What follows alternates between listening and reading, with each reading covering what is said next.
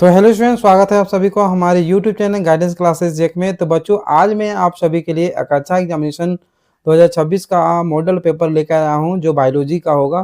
तो चलिए देर न करते हुए क्लास को शुरू करते हैं। और अगर यदि आप हमारे यूट्यूब चैनल पर नए हैं तो चैनल को सब्सक्राइब करें और अपने दोस्तों के साथ शेयर जरूर करें। तो चलिए क्लास को देखते हैं। तो बच्चों, हमारा पहला नंबर का जो क्वेश्चन है वो आ चुका है। तो आप सभी देख सकते हैं कि पहला नंबर का जो क्वेश्चन है वो क्या लिखा है।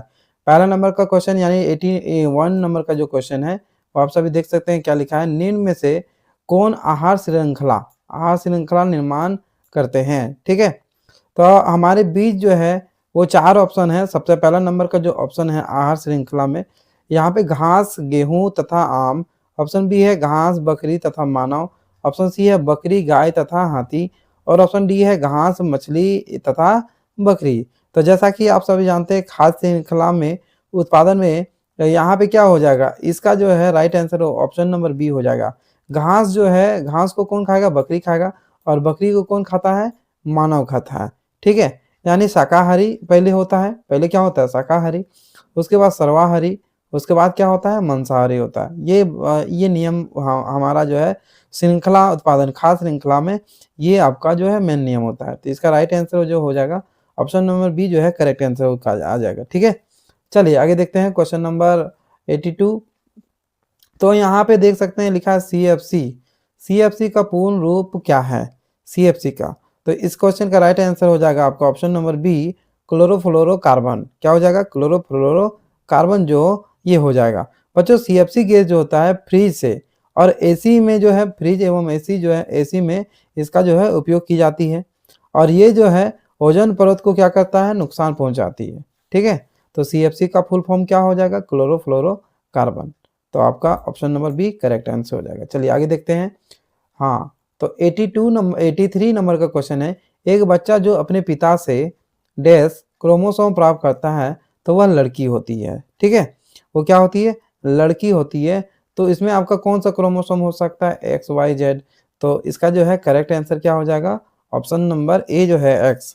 तो आप सभी जानते हैं कि जब X और X मिलता है तो क्या होता है, गर्ल्स हो जाता है ना। और जब X और Y मिलके क्या बनाता है, बॉयज, यानी लड़का, यानी लड़का होता है।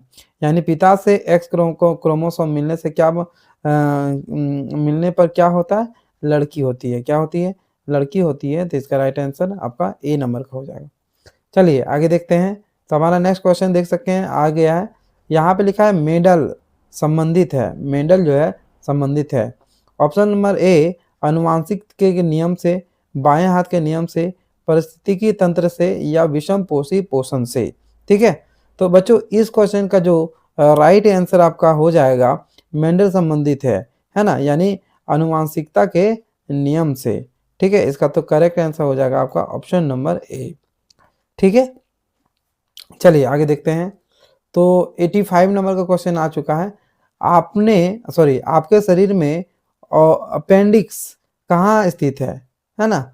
आपके शरीर में अपेंडिक्स जो है वो कहाँ स्थित है, बड़ी आंत में, अमाशय में, गुद्दा में या अग्नाशय में। तो बच्चों, अपेंडिक्स जो होता है वो बड़ी आंत में क्या होता है, उपस्थित होता है। अपेंडिक्स जो होता है ये बड़ी आंत के प्रारंभिक भाग में होता है। कहाँ होता है, बड़ी आंत के कौन सा भाग में होता है, प्रारंभिक भाग से क्या होता है, ये जुड़ा होता है बड़ी आंत। ठीक है, चलिए तो इसका करेक्ट आंसर हो जाएगा आपका ऑप्शन नंबर ए। आगे देखते हैं। 86 नंबर का क्वेश्चन आ चुके हैं। तो यहाँ पे देख सकते हैं लिखा है कि पुस्तक ओरिजिन ऑफ स्पीसीज किसके द्वारा लिखी गई थी, है ना। स्पीसीज, ओरिजिन ऑफ स्पीसीज जो बुक था, ये जो है किसके द्वारा लिखा गया था। ठीक है, तो इस क्वेश्चन का राइट आंसर हो जाएगा आपका ऑप्शन नंबर 2, चार्ल्स डार्विन के द्वारा। चार्ल्स डार्विन के द्वारा जो है इस पुस्तक को लिखा गया था, है ना। आगे देखते हैं। 87 नंबर का क्वेश्चन आ चुके हैं। तो यहाँ पे देख सकते हैं स्यूडोपोडिया किस में पाया जाता है। ऑप्शन ए, मछली में, मेढक में, अमीबा में, जीवाणु में। तो बच्चों इस क्वेश्चन का राइट आंसर हो जाएगा आपका ऑप्शन नंबर 3, अमीबा में। ठीक है, अमीबा में चलने और भोजन पकड़ने के लिए स्यूडोपोडिया यानी जूठे पैर में होते हैं। ठीक है, स्यूडोपोडिया अमीबा में होते हैं। ठीक है, तो अभिमा में चलने और भोजन पकड़ने के लिए सीडोपोडिया होते हैं। क्या होते हैं? सीडोपोडिया होते हैं, है ना। तो ये कहाँ पे पाया जाता है? ऑप्शन नंबर 3 जो है करेक्ट आंसर हो जाएगा, ये अमीबा में पाया जाता है। चलिए आगे देखते हैं। क्वेश्चन नंबर 88, प्रतिवर्ती क्रिया यानी रिफ्लेक्स एक्शन कहाँ से नियंत्रित करती है? ठीक है, प्रतिवर्ती क्रिया जो होती है वो कहाँ से नियंत्रित करती है? तो इसका आंसर हो जाएगा सीएनसी यानी केंद्रीय तंत्रिका तंत्र से। कहाँ से नियंत्रित करती है? केंद्रीय तंत्रिका तंत्र से जो है नियंत्रित करती है।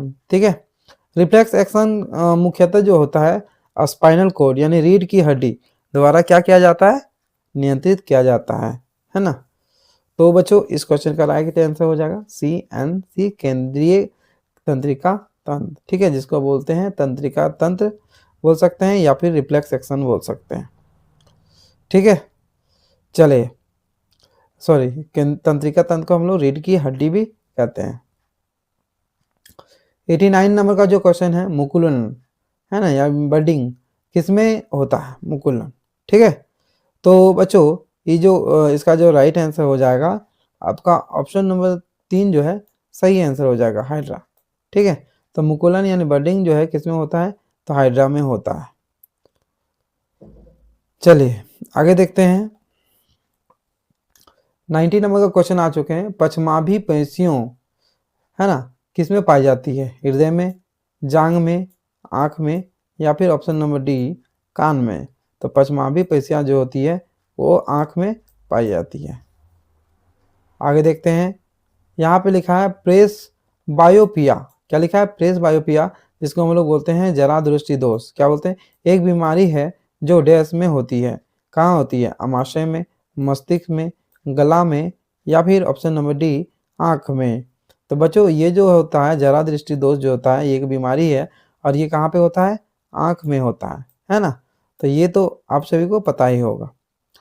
ये और एक चीज है कि ये जो बीमारी कब होती है? जब हम लोग बढ़ती उम्र में, है ना, बढ़ती उम्र के पास की चीजें साफ हम लोग को नहीं दिखाई देने की समस्या को ही हम लोग क्या बोला जाता है? प्रेस बायोपिया कहा जाता है। ठीक है, आगे देखते हैं। 92, पुष्प में नर जननांग कहलाता है। पुष्प में नर जननांग को क्या कहते हैं? पुंकेसर कहते हैं। क्या कहते हैं? पुंकेसर कहते हैं। तो इसका राइट आंसर हो जाएगा आपका ऑप्शन नंबर 3। आगे देखते हैं। 93 में हम लोग आ चुके हैं। भ्रूण को क्या बोला जाता है? भ्रूण को माँ के रक्त से पोषण एक विशेष ऊतक की सहायता से मिलता है, जिसे हम लोग क्या कहते हैं? ऑप्शन ए गर्भाशय कहते हैं, प्लेसेंटा कहते हैं, युग्मनज कहते हैं या ऑप्शन नंबर डी जो है इनमें से कोई नहीं। तो बच्चों भ्रूण को जो है माँ के रक्त से पोषण एक विशेष ऊतक से सहायता मिलता है, उस ऊतक का नाम क्या है? युग्मनज। क्या नाम है? सॉरी, प्लेसेंटा है ना। प्लेसेंटा जो है इसका करेक्ट आंसर हो जाता है।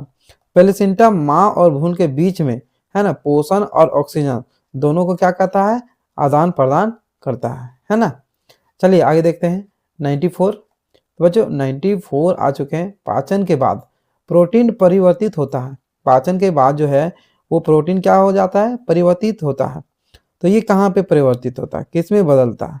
ठीक है, तो ये जो है अमीनो अम्ल में क्या हो जाता है? बदल जाता है। तो पाचन करने के बाद प्रोटीन अमीनो अम्ल में क्या हो जाता है? परिवर्तित यानी बदल जाता है। चलिए आगे देखते हैं। 95 में हम लोग आ चुके हैं।